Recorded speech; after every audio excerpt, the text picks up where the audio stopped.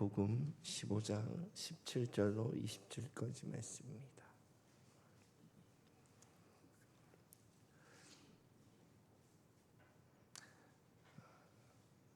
함께 한 목소리로 합독하시겠습니다. 시작. 입으로 들어가는 모든 것은 배로 들어가서 뒤로 내버려지는 줄 알지 못하느냐. 입에서 나오는 것들은 마음에서 나오나니 이것이야말로 사람을 더럽게 하느니라. 마음에서 나오는 것은 악한 생각과 살인과 간음과 음란과 도둑질과 거짓 증언과 비방이니 이런 것들이 사람을 더럽게 하는 것이요 씻지 않은 손으로 먹는 것은 사람을 더럽게 하지 못하느니라. 아멘. 오늘은 말이 중요한 이유라는 제목으로 함께 말씀을 나누고자 합니다. 마태복음 15장 1절 2절 먼저 읽겠습니다. 시작. 그때에 바리새인과 서기관들이 예루살렘으로부터 예수께 나와 이르되 당신의 제자들이 어찌하여 장로들의 전통을 범하나이까? 떡 먹을 때에 손을 씻지 아니하나이다. 아멘. 먼저 이제 바리새인들이 제자들이 이제 손을 씻지 않고 식사를 하는 것을 보고 이제 예수님께 이제 항의를 하는 거거든요. 왜 장로들의 전통을 어기고 있냐. 뭐 오늘날로 말하면 식사기도 안 하고 왜 밥을 먹냐. 이런 것과 비슷해요. 예, 그래서 그 부정함을 씻는 관례적인 예식을 하지 않는 것에 대해서 항의를 하니까 거기에 대한 답변을 예수님께서 하시는 거예요. 그래서 먼저 말씀부터 보겠습니다. 시작. 입으로 드러나가는 것이 사람을 더럽게 하는 것이 아니라 입에서 나오는 그것이 사람을 더럽게 하는 것이니라. 아멘. 그래서 예수님께서는 이제 먹는 것이 우리를 더럽게 하는 게 아니라 마음에서 나오는 것이 우리를 더럽게 한다. 그렇게 말씀해 주시는 거거든요.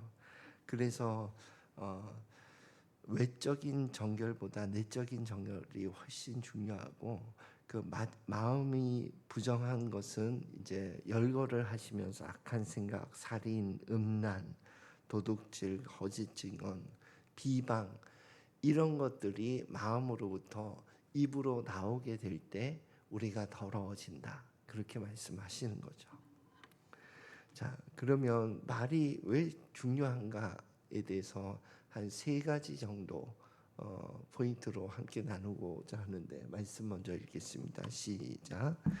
독사의 자식들아 너희는 악하니 어떻게 선한 말을 할 수 있느냐. 이는 마음에 가득한 것을 입으로 말함이라. 선한 사람은 그 쌓은 선에서 선한 것을 내고 악한 사람은 그 쌓은 악에서 악 내느니라. 아멘. 먼저 말이 중요한 이유는 말은 마음의 영적 거울이 되거든요. 그래서 마음에 가득한 것이 말로 나온다는 거예요. 만약에 우리가 성령 충만하게 그렇게 가고 있다면 마음에 가득한 성령님의 언어가 우리 말로 나오거든요. 예. 그런데 만약에 우리가 성령을 의지하고 충만함에서 벗어나 있으면 곧 이제 우리 본성의 뭐 악한 생각, 뭐 비방 이런 것들이 마음에 가득하여지기 때문에 그 마음에 가득한 것이 말로 나온다는 거예요. 그래서 내 말을 보면서 내 마음의 영적인 상태를 볼 수가 있는 거죠. 예. 그래서 내 말을 보면서 내가 지금 영적으로 기울었구나 하는 것을 판단하는 기준으로 첫 번째는 말을 주의 깊게 살펴보라는 거예요. 예. 자, 그러면 이제 두 번째 말이 중요한 이유는 한번 봅시다. 야고보서 3장 5절 6절입니다. 시작. 이와 같이 혀도 작은 지체로 돼 큰 것을 자랑하도다. 보라, 얼마나 작은 불이 얼마나 많은 나무를 태우는가. 혀는 곧 불이요 불의 세계라. 혀는 우리 지체 중에서 온 몸을 더럽히고 삶의 수레바퀴를 불사르나니 그 사르는 것이 지옥불에서 나느니라. 아멘. 이 말씀 가운데 보라, 얼마나 작은 불이 얼마나 많은 나무를 태우는가, 이 표현이 있잖아요. 이것은 야고보서에서는 이제 부정적인 말에 대해서 이제 비유를 든 것인데, 이것은 긍정적인 말에 대해서도 같은 원리로 적용이 된다고 생각해요. 그래서 우리가 마음의 상태를 변화시키는 또 영적인 수단이 말이거든요. 그래서 내 마음의 말을 그냥 불신의 말, 미움의 말, 비판의 말, 이것을 쏟아내면, 그러면 내 마음의 영적인 상태는 더 그쪽으로 기울어져요. 저는 그것을 장작불을 피운다고 그렇게 표현하거든요. 그래서 조그만 불이었어요. 성냥불처럼 조그만 불이었어요. 내버려두면 그냥 꺼질 수 있는 불이었어요. 그런데 거기다가 또 나무를 또 집어넣는 거야. 또 타잖아요. 좀 더 타잖아요. 그럼 좀 더 타도 조금 놔두면 꺼져요. 꺼지는데 또 집어넣어. 그러니까 불신의 말을 또 집어넣고 또 집어넣고 또 집어넣으면 막 활활 타는 거예요. 그래서 온 산을 다 태우는 것처럼. 예. 내가 만약에 또 어떤 말이 있을까요?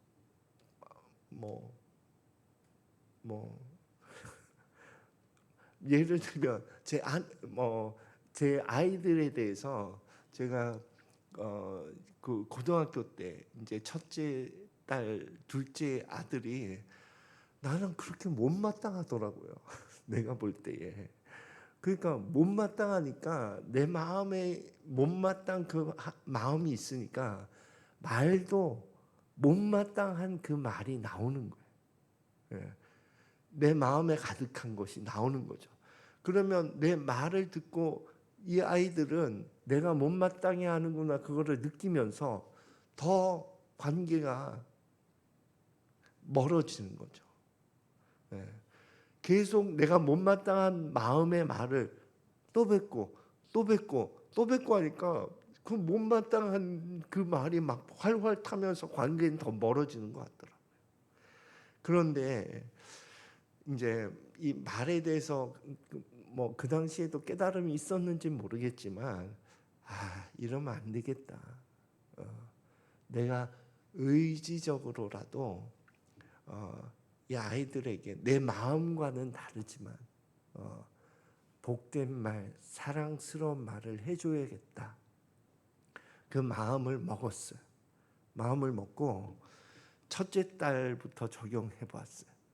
내릴 때 서연아 사랑해 그랬더니 서연이의 반응이 그러면서 내리더라고요. 그런데 처음에 그 반응이지만 또 서연아 오늘 하루 잘 보내. 나의 마음은 여전히 못마땅했어요. 맨날 잠만 자고 학교 생활 제대로 못하고 이런 모습 보이는 뭐가 이쁘겠습니까? 그렇지만 못마땅하지만 그 마음과는 다른 사랑의 말과 복된 말을 해주니까 관계가 어느 시점에서 바뀌더라고요. 네. 그러니까 온 마음을 바꿀 수 있는 것도 말이고, 그리고 실제 삶을 정말 창조하는 것도 말인 것 같아요. 네. 그래서 말이 너무나 중요하다 하는 것을 다시 한번 깨닫게 됩니다. 세 번째 한번 마태복음 12장 36절 37절입니다. 함께 읽겠습니다. 시작. 내가 너희에게 이르노니 사람이 무슨 무익한 말을 하든지 심판날에 이에 대하여 신문을 받으리니 내 말로 의롭다 함을 받고 내 말로 정죄함을 받으리라. 아멘. 말은요 마지막 날 영적 기록이 된다는 거예요. 그래서 성경에서 그렇게 말하고 있으니까 심판의 근거가 되는 것이 우리의 말이 된다는 거예요. 그래서 무슨 무익한 말을 하든지, 이 무익한 말은 헬라어로는 아르고스라는 단어를 쓰는데 오늘날 말로 하면 뭐 비꼬는 말, 남을 깎아내리는 농담, 또 뭐 남에 대한 비방, 뭐 이런 것들을 생각 없이 한 말, 이런 것들을 아르고스라고 표현하거든요.